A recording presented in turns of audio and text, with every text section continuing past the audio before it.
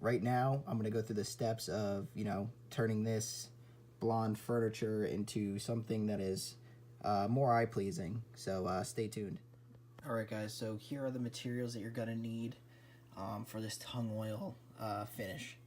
Acetone. The reason you use the acetone is to take the previous wax coating off the Century Arms furniture prior to obviously applying your stain.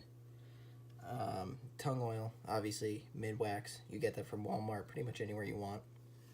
And then the stain of your choice. So here I got an ebony and a red oak. So that's probably what I'm going to be staining this in. I might do one coat of the darker finish first, just to get a dark base coat, and then go over it with some of the red oak. So we'll see how that comes out. First, I'm going to hit it with the acetone, and then we'll go to the staining.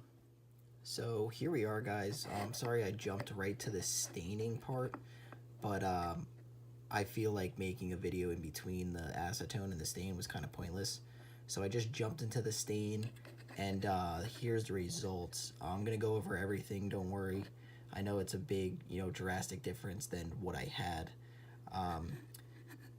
So I'll go over the stain, and don't worry, I'm still going to be using the tung oil finish. So that'll be a little later on. But as the staining goes, this is one coat of the ebony stain.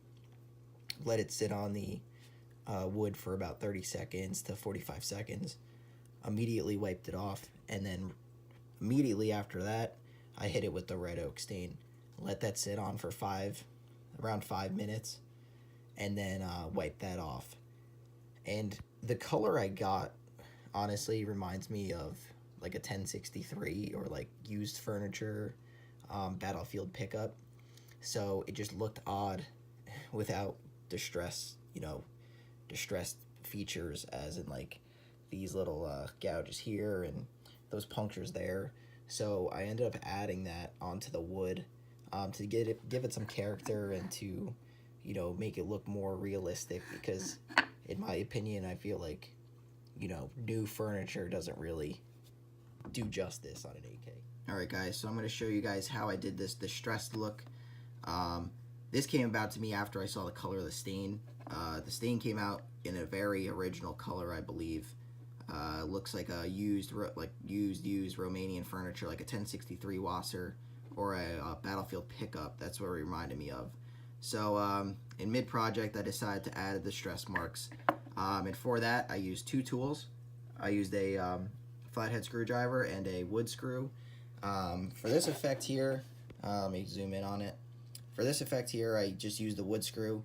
I dug the wood screw in with the tip and then just pressed down on it, and it created that effect.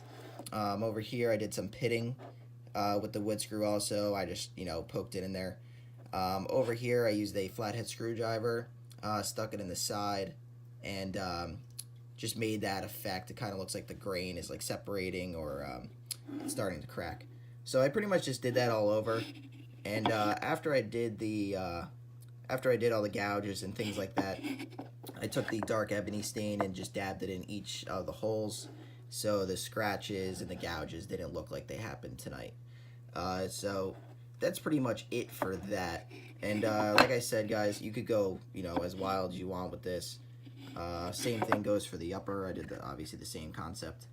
You guys could go, this is to your consent. So if you want it to look beat up, you could go throw it outside in the street, get it really roughed up. But I think this looks pretty authentic, how I did it. Just, random spots and just little gouges like that. So as for this, this project could, I'm not a fan of the newer wood that comes on the Century Arms products. Every time they have a newer variant of the AK they release, the wood on it just looks, it's too perfect.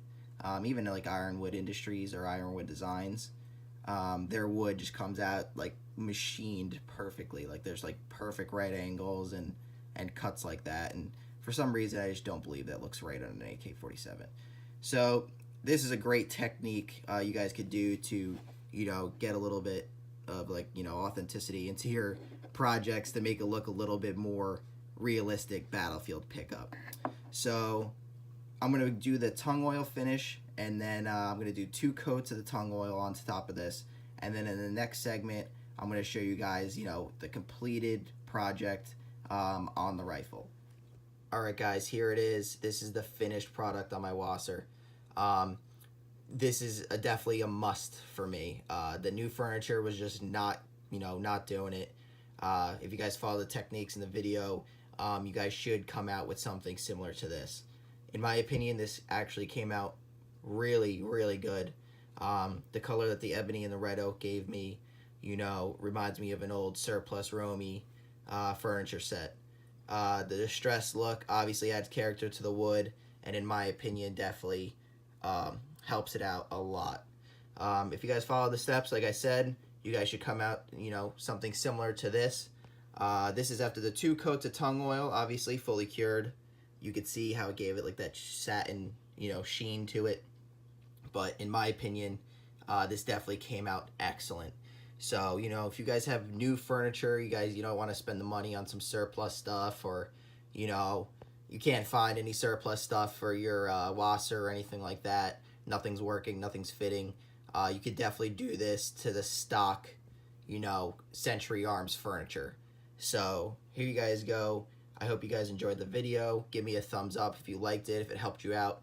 Like I said in my past videos, I wish there was a way, you know, you guys could share pictures, you know, with me about the results that you get.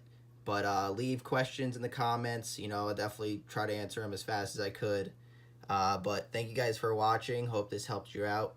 And subscribe to my channel and look forward for more videos. But thank you again.